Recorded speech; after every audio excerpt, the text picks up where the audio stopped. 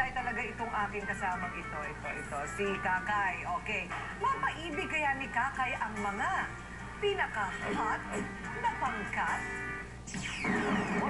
Basketball, badminton, volleyball. Ilan lang sa kinahihiligang sports ng Pinoy. Pero umpisa na ang pagbulusok ng larong football.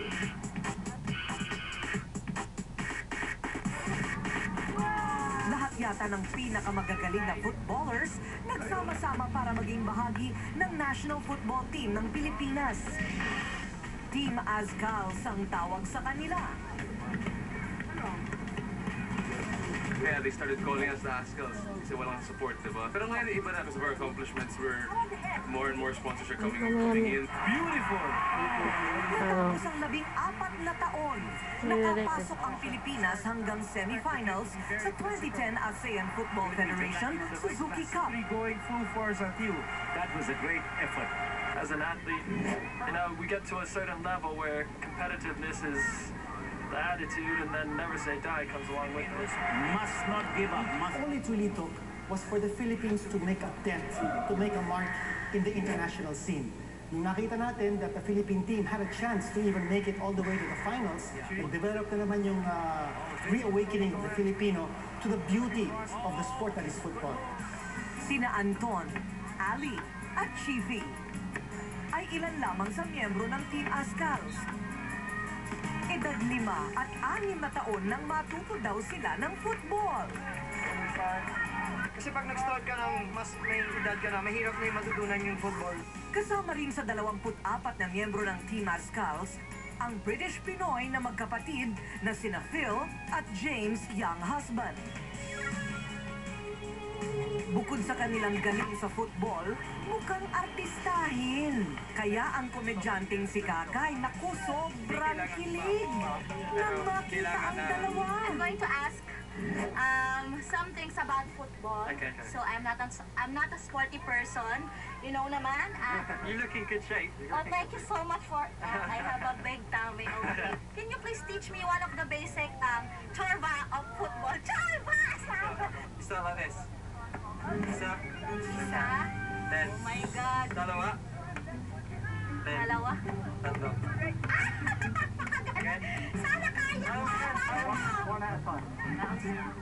One. Dalawa. Kaloka! Alright. Does it hurt? No. Meow? Meow. Parang meow. Like this? Ay! Ay! Ang sakit! Meron kaming football school for football, and gusto namin magtuto yung mga bata. You can enjoy this sport and you can play with friends. Halos araw-araw daw nagtuturo sina Phil at James sa mga bata ng mga dapat malaman pagdating sa football. Kaya wala sigurong oras para sa love life. How old are you? 23. 23. How about you, James? 24. Do you have a girlfriend? Wala. Single kami. Yeah, I'm also single, but I'm already 34. Can you show us how strong are your legs and torso and your foot for football? Dapat magsipa sa gitna ng bola. There. Guys, susubukan ko makikit yung ball. Already? Hina! Sa pagsikat ng Team Azcals, nadagdagan din ang kanilang tagahanga. Nadagan ba yung mga admirers nyo? Of course, Yung nadagdagan. team namin, yung pinakagwapo sa lahat ng sa buong mundo. So, are you planning to marry me? Napakabait po talaga. Nilang dalawang payakap nga, group hug. Kahit pawis kayo, okay lang sa akin. Ayan, wag ko rin na. Swerte-swerte ko naman. Sana nandito ka para nakita mo tong dalawang nagagawa mga football player na napakabait at bango ah. You love sweets? Do you love Yes, sweets? we do. We like sugar. Yeah, I'm the sweetest girl in town. Char! So I'm taking them home right now. This man first, and then James. Patuloy pa rin ang pag-practice dahil ang susunod nilang target na mapaglaruan ang prestigyosong World Cup.